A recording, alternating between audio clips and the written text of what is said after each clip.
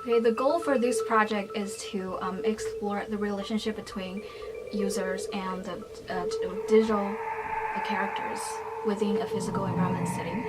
So we came up with this idea about augmented reality because we want to better translate the ideas into a tangible game setting so that we can actually experience this in a real physical world. We've did some research on the existing game settings, digital game settings, and we found that not the majority of them are just augmented reality with only motion pictures and digital characters, but very few of them have incorporated conversational agent into their game settings. So we wanted to incorporate these kind of interactions with the character and the physical environment to make it a very vivid image of what we call an augmented reality game.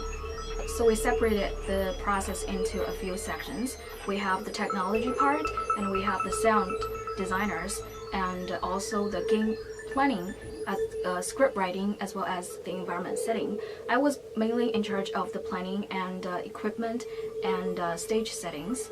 The biggest challenge we've ever encountered is the equipment because we don't have much experience with an actual stage setting. So coming up with this equipment list and game setting plan was very difficult for us. But the good thing is that the result turned out good, and we came up with this big mapping of the entire game setting. We're setting up the environment, the lighting, and the QR code. So for the user, they're gonna scan on the IDs, and the character is gonna pop up on the paper. So we're just setting up this into the space.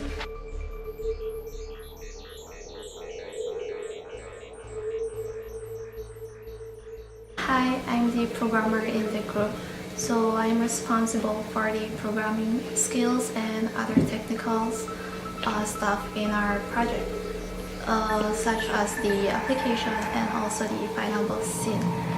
And I'm responsible to integrate the works of my group members into the application.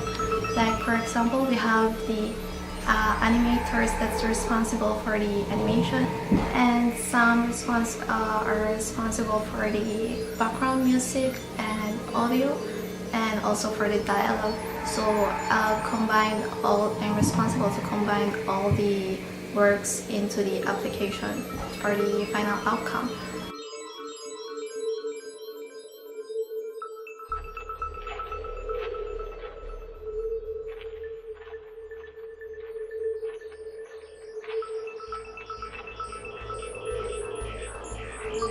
I was responsible for the story writing.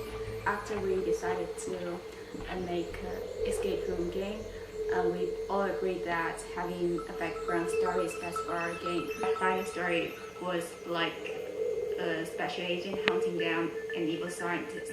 I am in charge of the animation part, and we have tried a lot of ways to do the animation for the characters. And at first, we tried to use the break-here to capture motion data from the actors and import it to our characters, but we gave it up because there are a lot of problems here.